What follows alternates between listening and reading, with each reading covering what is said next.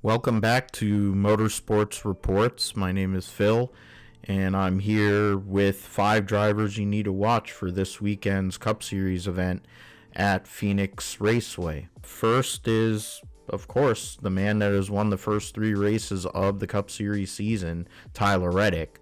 The momentum that the 2311 driver has, and driver of the number 45 Toyota Camry, is something that we need to look at for sure in terms of what can he do out there. I mean, his Phoenix stats are not the greatest, but you've won 3 consecutive races to start the year, and you're looking for 4 in a row. And if he can somehow get 4 in a row, like my podcast co-host Josh said on our show this week, that I would definitely be looking at him for Las Vegas. 16.1 average finish over the last 10 races, 4 top 10s, 2 top 5s. He was in the Final 4 a couple of years ago at Phoenix.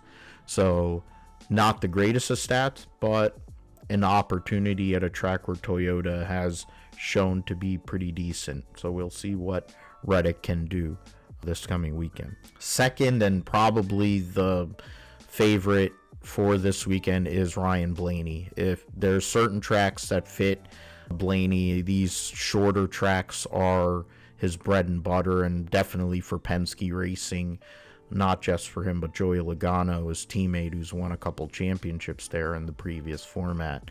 Blaney finished second the year he won the championship there, behind one of the other guys I'm going to talk about, but he has 1 win, which was last November, 8 top 5s and 9 top 10s in the last 10 races at Phoenix, with a 6th place finish average for the last 10. So really sporty.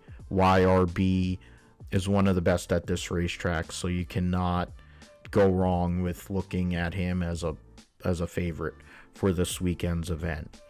Another driver that we need to look at is Christopher Bell, the defending race winner here in the spring race at Phoenix last year. Made the Final 4, just fell short of the Final 4 last year, and has been there in recent years. But 2 wins, 3 top 5s, 7 top 10s in the last 10 races at Phoenix, with 298 laps led, in Blaney's case 354. Bell has an 11.4 average finish.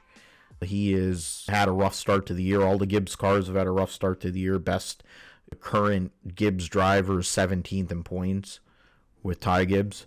So opportunity. Hamlin dominated this race, the fall race last year. He is one of the best average, third best average amongst active drivers at the moment. But for Bell, wanting to get some momentum, positive momentum going for their season, he is someone to watch here this coming weekend. The 4th driver I have is Ross Chastain, the Trackhouse Racing driver, the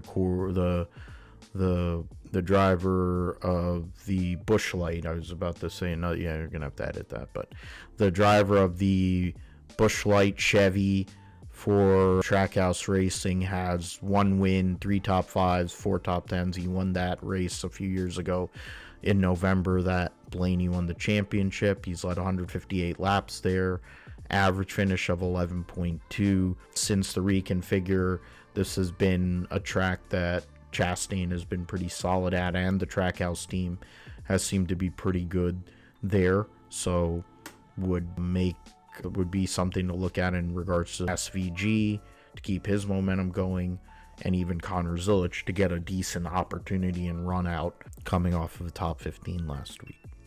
Last but not least is the defending series champion, 2-time series champion, Kyle Larson. 2nd best average finish in the last 10 races at Phoenix with an 8.2 behind Blaney. 6 top 5s, 8 top 10s with 1 win, which was the win he got last November. And 2 poles, or not the win he got last November, he won the championship, but Blaney won the race, sorry. 2 poles he won it a few years ago when he won his first championship.